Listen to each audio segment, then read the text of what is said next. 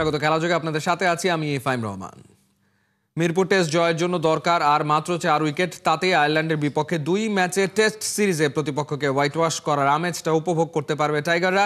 চতুর্থ দিনে নিজেদের দ্বিতীয় ইনিংসে 4 উইকেটে 297 রান তোলার পর ইনিংস ঘোষণা করেন ক্যাপ্টেন নাজমুল শান্ত।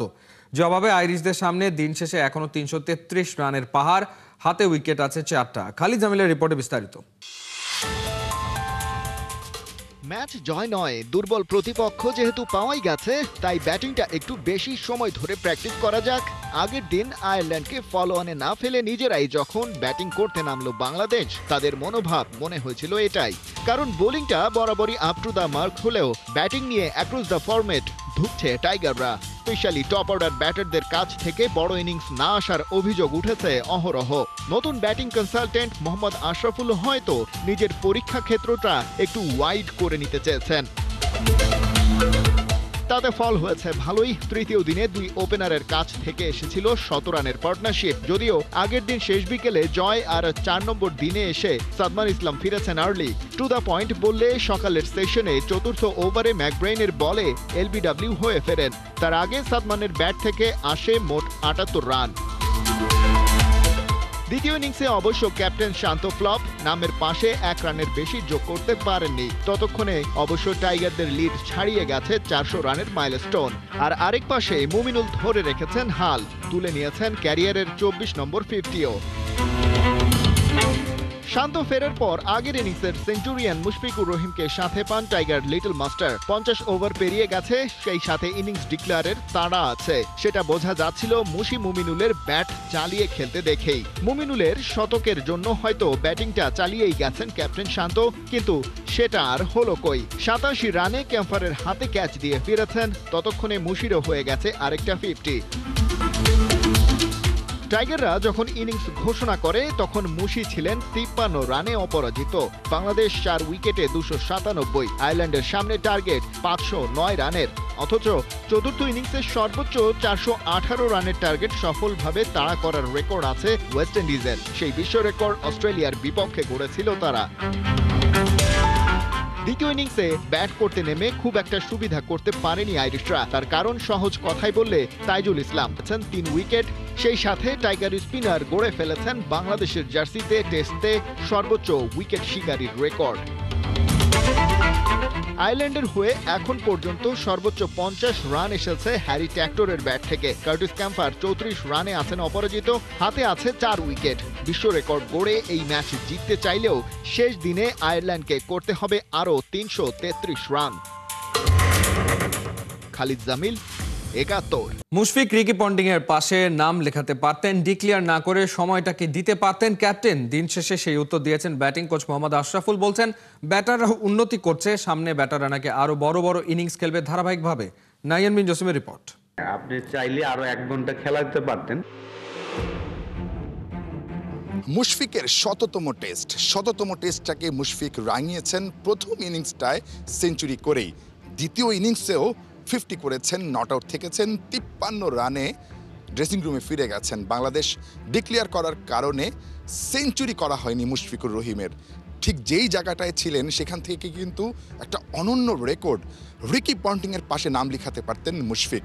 অর্থাৎ এখন পর্যন্ত নিজেদের 100তম টেস্টে ব্যাক টু ব্যাক 2টা ইনিংসেই একটা টেস্টের বা ওই 100তম টেস্টের সেঞ্চুরি করার রেকর্ড আছে রিকি পন্টিংয়ের। সেই কাজটা কিন্তু চাইলেই করিয়ে নিতে পারতেন ক্যাপ্টেন, তারপরও সেটা করানো হয়নি। ঠিক কেন, এই প্রশ্নটা কিন্তু সোশ্যাল মিডিয়ায় কিংবা প্রেস কনফারেন্সে যখন ব্যাটিং কোচ আশরাফুল এসেছেন তখন তাকে শুনতে হয়েছে। তিনি উত্তরটা দিয়েছেন খোলামেলা। তো এমন একটা সিচুয়েশনে ছিল যে আমাদের অলরেডি 500 রান হয়ে গিয়েছে এবং আমরা বিলিভ করি যে আয়ারল্যান্ডের 10টা উইকেট নিতে আমাদের যে ওভারটা ছিল, হ্যাঁ আপনি চাইলে আরো 1 ঘন্টা খেলাতে পারতেন, কিন্তু আসলে জিনিসটা সুন্দর লাগবে না স্পিরিট অফ ক্রিকেটে হয়তোবা। এই কারণেই আমাদের ম্যানেজমেন্ট চিন্তা করেছে যে না, যেহেতু মুমিনুল কাছাকাছি আছে তাকে অপরচুনিটি দেওয়া হয়েছিল, কিন্তু আনলাকি সে করতে পারেনি।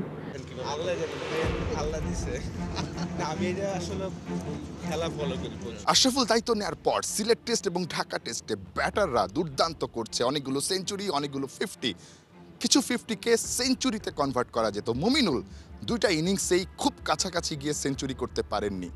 কেন সেটা?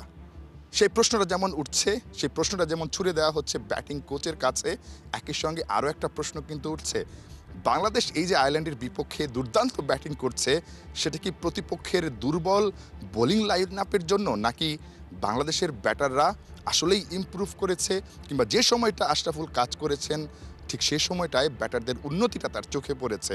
ওদের ফাস্ট বোলারের বল কিন্তু 140তেই বল করেন এবং লেফট আর্ম স্পিনারটাও খুব চমৎকার জায়গায় বল করেন। বোলিং ইউনিট কিন্তু তাদের খারাপ না, আমরা ভালো ব্যাটিং করেছি যেহেতু আমাদের এক্সপিরিয়েন্স সবাই। বিশ্বাস করি যে আমাদের প্লেয়াররা যেভাবে প্রিপারেশন নিচ্ছে এবং খেলছে এখন, আমরা রিসেন্ট সামনে যত টেস্ট ম্যাচ দেখবেন বড় বড় ইনিংস দেখতে পারবেন আমাদের প্লেয়ারদের ঠিক। হার্ষজ্জ্বল মোহাম্মদ আশরাফুল ব্যাটিং কোচের দায়িত্ব পাওয়ার পর দলটা ব্যাটিংয়ে বেশ ভালোই করছে।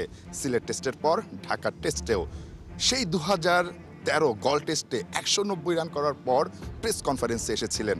ঠিক এক যুগ পর আবারও প্রেস কনফারেন্সে এলেন, মাঝখানটায় লম্বা সময়। বাংলাদেশের ব্যাটিং কোচ হিসেবে যদি তিনি আরও দীর্ঘ সময় থাকেন, অর্থাৎ এই আয়ারল্যান্ড সিরিজ পর্যন্ত আশরাফুলের সঙ্গে বিসিবির চুক্তি যদি কোনো কারণে সেটা বাড়ানো হয়, তাহলেই কিন্তু আরও অনেকবার হয়তো বা প্রেস কনফারেন্সে মোহাম্মদ আশরাফুলকে দেখা যাবে। বিসিবি সভাপতির সাথে আগের দিনটায় দেখা গেছে দিন শেষে লম্বা আলোচনা করছিলেন আশরাফুল। তার সঙ্গে ব্যাটিং কোচ হিসেবে বিসিবি কি আসলে সময় বাড়ানোর যে সিদ্ধান্তটা সেটা কি নিতে যাচ্ছে? না, এই বিষয়ে কোনো আলাপ হয় না। ওনার সাথে তো আমার এমনি আলাপ হয় রেগুলারই, কিন্তু এই বিষয়ে কোনো আলাপ হয়নি। নাহিয়ান বিন জাসিম, ৭১। ভারতকে হারিয়ে ফাইনালে ওঠা বাংলাদেশ এ দলের প্রতিপক্ষ এবার পাকিস্তান শাহিনস। দ্বিতীয় সেমিফাইনালে শ্রীলঙ্কা এ দলকে 5 রানে হারিয়েছে পাকিস্তান। রবিবার রাত 8:30টায় মাঠে গড়াবে বাংলাদেশ পাকিস্তানের ব্লকবাস্টার ফাইনাল। সবশেষ ম্যাচে শক্তিশালী ভারতকে হারালেও ফিল্ডিংয়ে টাইগার এ টিমের দুর্বলতা ছিল স্পষ্ট। পাকিস্তানের বিপক্ষে ম্যাচে এটাই হতে পারে বড় দুশ্চিন্তার কারণ। তবে রিপন মন্ডলের সাথে সাকলাইনের জ্বলে ওঠা দলের জন্য কিছুটা স্বস্তির। এছাড়া ব্যাটিংয়ে হাবিবুর রহমান, সোহান, আকবর আলীরা তৈরি করেছেন আস্থার জায়গা। অন্যদিকে ফাইনালের প্রতিপক্ষ পাকিস্তানের শক্তির জায়গা ওদের বোলিং। ব্যাটিংয়ে আসরে খুব একটা সুবিধা করতে পারেনি দলটা। ইনফর্ম টাইগার বোলিং লাইন নিজের কাজটা ঠিকঠাক করতে পারলে আকবর আলীর নেতৃত্বে আরও একটা আন্তর্জাতিক শিরোপার স্বাদ পেতেই পারে বাংলাদেশ। বিপিএল কি বিসিবির কাছে বিষ ফোড়াচ্ছে? ইতিমধ্যে 3 দফা পিছিয়েছে ক্রিকেটারদের নিলাম। একাধিক ফ্র্যাঞ্চাইজি নিয়েও দুশ্চিন্তা ও সিদ্ধান্তহীনতায় ভুগছে বিপিএল এর গভর্নিং কাউন্সিল। 5 নাকি 6 দলের আসর হবে সেই ইস্যুতে সিদ্ধান্তে পৌঁছাতে পারছে না কর্তারা। সাইফুল রূপকের রিপোর্ট। নোয়াখালী বিভাগ চাওয়া নিয়ে আলোচনা সোশ্যাল প্ল্যাটফর্মে বরাবরই ট্রেন্ডিংয়ে থাকে, অনেক আলোচনা হয়, মজাও হয়। বিপিএলে নোয়াখালী ফ্র্যাঞ্চাইজি দেখা যেতে পারে, নতুন আলোচনা শোনা যাচ্ছে ক্রিকেট পাড়ায়। নোয়াখালী এক্সপ্রেস নামে ফ্র্যাঞ্চাইজিকে দেখা যাবে আসন্ন বিপিএলে। বাংলাদেশ প্রিমিয়ার লিগকে অনেকে বাংলাদেশ প্রবলেম লিগ, অনেকে বাংলাদেশ পিকনিক লিগ, মজা করে অনেক কিছু গেল কয়েক সিজন ধরেই বলছে, কারণ নানা রকমের জটিলতা সমস্যা কিন্তু দেখা যাচ্ছে। অনেকে আশা করেছে নতুন বিসিবিতে নতুনত্ব আসবে, বিপিএল অনেকটাই গোছানো থাকবে, কিন্তু সেটাও অনেকটা অগোছালো লাগছে। প্লেয়ার ড্রাফট 17 তারিখে করছি। 17 নভেম্বর অকশন হওয়ার কথা, সেটা দুদিন পিছিয়ে পরবর্তীতে 19 তারিখে ডেট দেওয়া হলো, সেটাও পিছিয়ে 23 তারিখে ডেট দেওয়া হয়েছিল।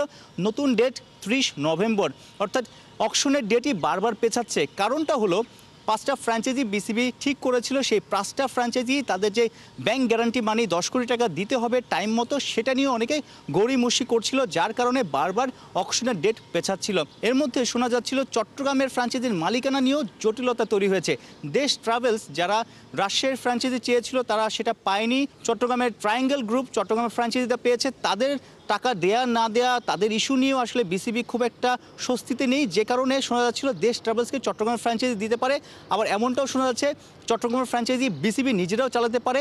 দেশ ট্রাভেলস যেহেতু অনেক আন্তরিক বিপিএলের দল পেতে, সেই কারণে তাদেরকে হয়তো নোয়াখালীর ফ্র্যাঞ্চাইজি দেওয়া হতে পারে। সেক্ষেত্রে 6টা দল হতে পারে। এখন 5টা দল হবে নাকি 6টা দল হবে, এটা নিয়ে একটা আলোচনা হচ্ছে। কিন্তু 6টা দল হলে, যেহেতু বিসিবি অলরেডি ডিসাইড করেছে যে 19 ডিসেম্বর থেকে 16 জানুয়ারি পর্যন্ত বিপিএলটা যারা চালাতে চায়, 5 দলের বিপিএল নিয়ে তাদের এতদিন ভাবনা ছিল। এখন 6 দলের বিপিএল যদি হয়ে যায়, সেক্ষেত্রে টুর্নামেন্টটা আর একটু লম্বা করতে হবে। টুর্নামেন্টটা লম্বা করলে যেটা বড় সমস্যা হবে, ন্যাশনাল টিমের সমস্যা হবে। কারণটা হলো ফেব্রুয়ারির ফার্স্ট উইকে, ফেব্রুয়ারি 7 তারিখ থেকে টি-20 ওয়ার্ল্ড কাপ শ্রীলঙ্কা এবং ইন্ডিয়াতে, জানুয়ারি লাস্ট উইকের মধ্যেই কিন্তু ন্যাশনাল টিমকে তাদের টি-20 বিশ্বকাপকে কেন্দ্র করে প্রস্তুতি শুরু করতে হবে। আগে ভাগে শ্রীলঙ্কা কিংবা ইন্ডিয়াতে যেতে হবে। এখন বিপিএলটা যদি জানুয়ারির 25-30 তারিখ পর্যন্ত হয়ে যায়, সে কারণে বিশ্বকাপের প্রস্তুতিতে ন্যাশনাল টিমের একটা সমস্যা হতে পারে। অনেকে ভাবতে পারেন টি-20 বিশ্বকাপের আগে বিপিএল খেলে তো ক্রিকেটার প্রস্তুতি হবে, কিন্তু দল হয়ে খেলার যে বিষয়টা, সবাই ঐক্যবদ্ধ থাকা, বিপিএলে এক এক দলে এক এক প্লেয়ার থাকবে, কিন্তু একসাথে প্র্যাকটিস করা, প্র্যাকটিস ম্যাচ খেলা, নিজেদের মধ্যে যে একটা সিনক্রোনাইজ হওয়ার ব্যাপারটা, সেটা কিন্তু একটা ল্যাকিংস থাকতে পারে। এই চিন্তা করে বিপিএলে 5 দল থাকবে না 6 দল থাকবে, সেই ভাবনাটাই এখন আসলে বিসিবিকে বেশি ভাবাচ্ছে। পাশাপাশি দলগুলো ঠিকঠাক টাকা দিবে কিনা, তাদের আসলে পেশাদারিত্ব রাখা নিয়ে, তাদের ইন্টিগ্রিটি রাখা নিয়েও বিসিবি অনেক বেশি চিন্তিত। বলাই যায় বারবার যে অকশনের ডেট পেছাচ্ছে, 5 দল হবে না 6 দল হবে, কে ব্যাংক গ্যারান্টি দিল, কেউ ব্যাংক গ্যারান্টি দিল না, কেউ 50% দিল, এই রকমের নানা খবর বেরিয়ে আসছে। সিবি আসলে খুব বেশি টেনশনে আছে এই বাংলাদেশ প্রিমিয়ার লিগ নিয়ে, যেটাকে অনেকে আসলে বাংলাদেশ প্রবলেম লিগও বলে। সাইফুল রূপক, 71। একের পর এক খেলায় ক্লান্ত ঢাকা জাতীয় স্টেডিয়াম। একটা ডিসিপ্লিন শেষ হতে না হতে হাজির আর একটা। সেই মাঠে কাছাকাছি সময়ে একই ভেন্যুতে বিভিন্ন ডিসিপ্লিনের খেলা পড়ায় তৈরি হচ্ছে সূচি বিভ্রাট। মুখোমুখি অবস্থানে চলে যাচ্ছে ফেডারেশনগুলো। মাঠ সংকট কাটিয়ে তুলতে ফুটবলের জন্য ডেডিকেটেড আইকনিক স্টেডিয়াম করতে চায় সরকার। হাসান সজীবের রিপোর্ট। টান টান উত্তেজনায় শেষ হলো জাতীয় চ্যাম্পিয়নশিপ 2025। সিরাজগঞ্জ জেলাকে 3-2 গোলে হারিয়ে 64 জেলার মধ্যে চ্যাম্পিয়ন দিনাজপুর। হামজা চৌধুরী, সমিত সোমদের নিয়ে ব্যস্ততা শেষ হতে না হতে ঘরোয়া ফুটবলের খুঁটি মজবুত করতে মাঠে নেমেছে বাফুফে। তারই অংশ ফুটবলার উঠিয়ে আনার মঞ্চ এই চ্যাম্পিয়নশিপ।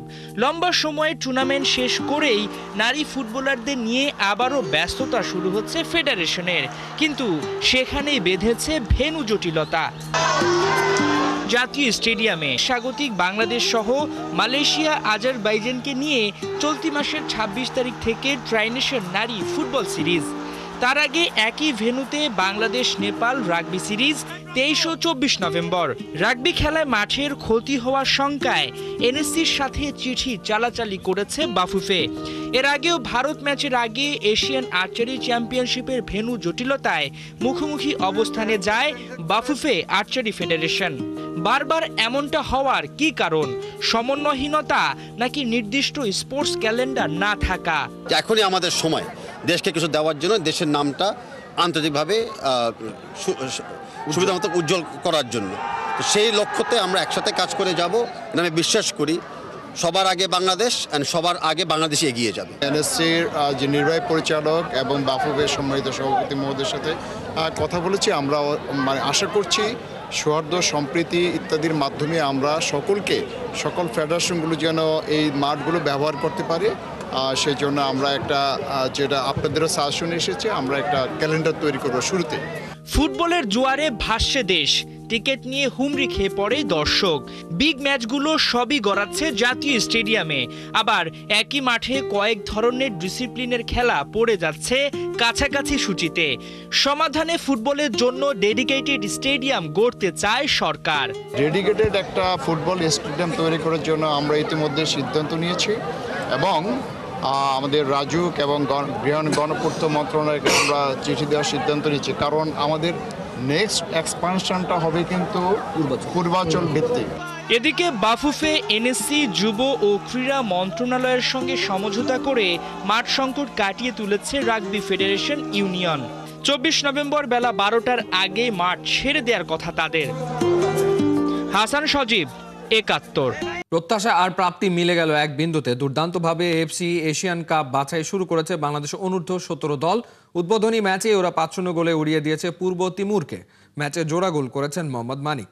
ম্যাচের শুরু থেকে আক্রমণাত্মক খেলা। বাংলাদেশ প্রথম গোল পায় 11 মিনিটে। মানিকের ক্রসে হেডে বল জালে জড়ান রিফাত কাজী।